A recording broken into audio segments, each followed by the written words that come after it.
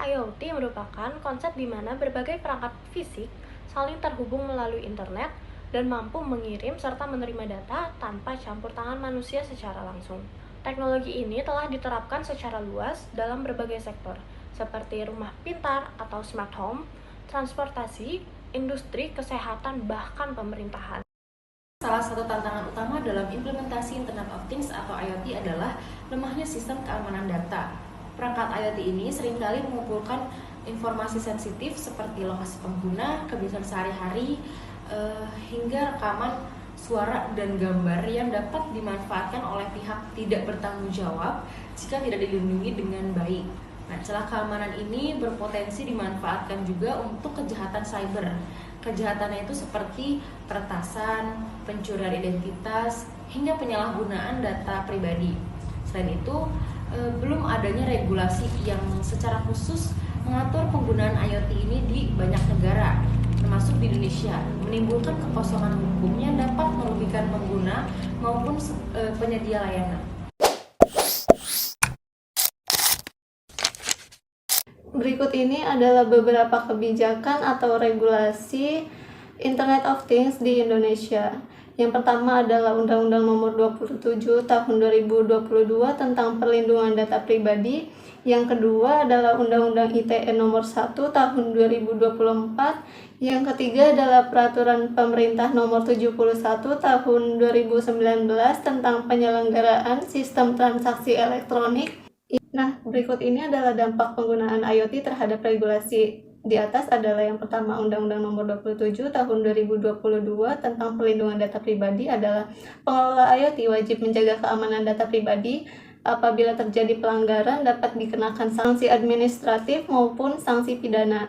Yang kedua adalah Undang-Undang Nomor 1 Tahun 2024. Data IoT bisa digunakan sebagai alat bukti hukum apabila ada penyalahgunaan IoT seperti peretasan, konten ilegal, dan pelanggaran hak dapat dipidana. Yang ketiga adalah Peraturan Pemerintah Nomor 71 Tahun 2019. Perusahaan IoT wajib mendaftarkan ke Kominfo dan menjaga keamanan sistem. Jika gagal atau disalahgunakan, wajib memberi kompensasi. Pembaruan dan harmonisasi regulasi IoT. Regulasi di Indonesia seperti UU PDP, UU ITE, dan PP PSTE. Nah, semua ini masih berjalan sendiri-sendiri dan belum sepenuhnya mampu menjawab kompleksitas dari IoT itu. Karena perlu dilakukan pembaruan hukum yang lebih spesifik mengatur ekosistem dari IoT mengenai pengendalian data, tanggung jawab penyelenggaraan sistem elektronik, serta mekanisme akuntabilitas. Yang kedua itu ada penetapan standar keamanan minimum untuk perangkat IoT.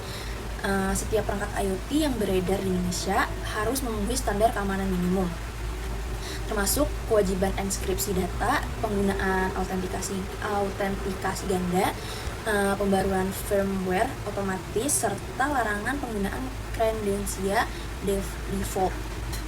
Kebijakan lain yang perlu diperkuat adalah mengenai penegakan hukum dan juga pengawasannya. Meskipun Indonesia sudah memiliki Undang-Undang Perlindungan Data Pribadi, implementasinya ini masih sangat lemah. Solusinya yaitu pemerintah dapat memperkuat lembaga pengawas khusus, meningkatkan kualitas SDM, menyiapkan infrastruktur digital forensik, dan juga mendorong kerjasama lintas lembaga seperti Kominfo, BSSN, dan juga kepolisian.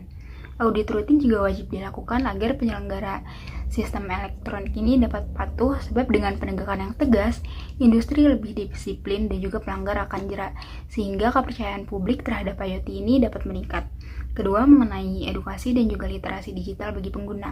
Banyak celah keamanan ini justru datang dari kelalaian pengguna itu sendiri, misalnya tidak mengganti password atau lupa untuk mengupdate suatu perangkat. Oleh sebab itu, pemerintah dan penyedia platform ini perlu menyelenggarakan kampanye literasi yang mudah dipahami dan juga aplikatif, misalnya soal keamanan smart home dan pengelolaan data pribadi.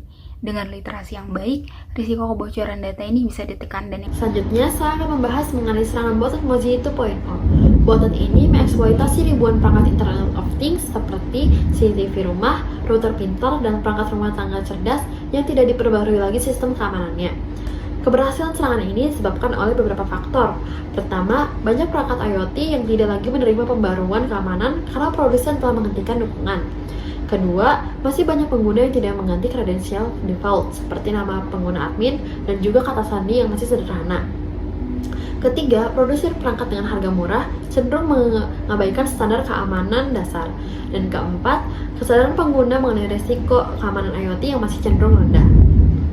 Dari kasus ini terdapat pembelajaran yang dapat kita ambil. Pertama, keamanan tidak boleh lagi dipandang sebagai fitur tambahan, melainkan harus menjadi faktor utama sejak tahap pembuatan suatu produk. Kedua, sistem edukasi dan juga literasi digital terhadap masyarakat perlu digencarkan agar pengguna lebih memahami cara mengelola perangkat pintar secara aman. Terakhir, regulasi pemerintah memegang peranan penting.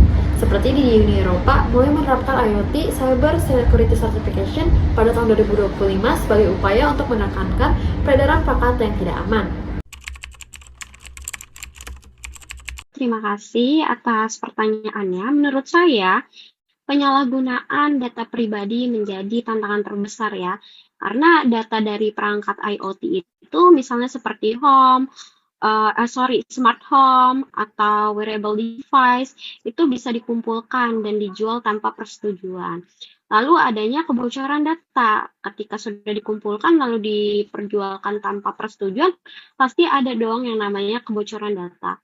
Nah, kebocoran data ini akhirnya berdampak pada lemahnya sistem keamanan, membuat data rentan diretas oleh seseorang gitu ya, yang bisa mengakses atau menyalahgunakan data pribadi orang lain.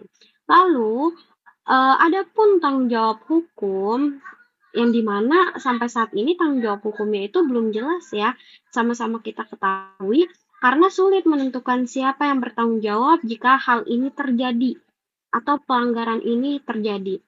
Nah, baik itu produsen, perangkat, penyediaan aplikasi, atau penggunanya kira-kira yang bisa menjadi atau dijadikan tanggung jawab hukum. Jadi di sini pengaturannya masih belum jelas mengenai tanggung jawab hukumnya.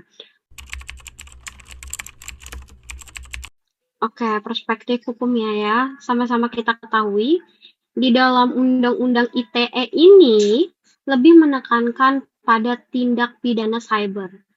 Belum spesifik mengatur IoT di dalamnya. Jadi hanya baru menekankan pada tindak pidana cyber ya. Untuk mengenai IoT ini sendiri belum diatur di dalam Undang-Undang ITE. Lalu kedua, adanya Undang-Undang PDP, di mana sudah memberikan dasar perlindungan data pribadi, tetapi masih baru sehingga implementasinya juga masih lemah gitu. Lalu kelemahan utama itu belum ada regulasi khusus tentang IoT sehingga banyak area abu-abu atau gray area ya kita sebut ya dalam penegakan hukum. Nah, secara konteks global, Indonesia itu tertinggal dibanding negara lain yang sudah banyak standar kasus keamanan IoT. Jadi Indonesia itu secara tegas dikatakan dalam undang-undangnya itu belum ada yang mengatur secara lebih spesifik dalam yang membahas tentang IoT itu sendiri. Jadi belum ada undang-undang terupgrade atau terbaru gitu ya, yang membahas khusus ke ranah IoT gitu. Berbeda dengan negara-negara lain di luar sana, standar-standar mengenai IoT itu sudah lebih jelas diatur di negara mereka. Jadi kalau misalnya di Indonesia sendiri cukup tertinggal sih untuk masalah aturan hukumnya gitu, sehingga munculnya kelemahan-kelemahan hukum di sini. Gitu, terima kasih.